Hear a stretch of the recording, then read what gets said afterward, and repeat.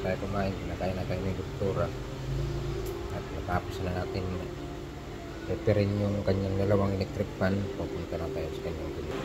Tatakbo ko na yung isa, tumatakbo na siya ng maayos, hindi na siya ito yung ikot niya. Yung pag swing niya kasi tumatalon-talon. Nilinis lang natin at nalagyan natin ng grasa at ito hindi umaan talaga yung motor. Na-repair na natin yung motor, kaya yan, tumatakbo na. Bukan natin na saksak natin kanina, di tumatakbo yan. Sobrang lakas ng takbo niya. Number 3 siguro to. Ito naman touchscreen to. Daming takbo nitong isa na to.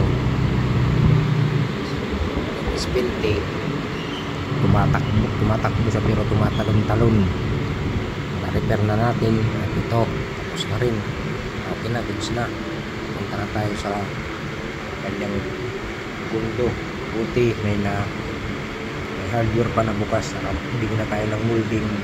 Saka ito ginamit natin. Okay na. Ano tayo ng ating mga gamit.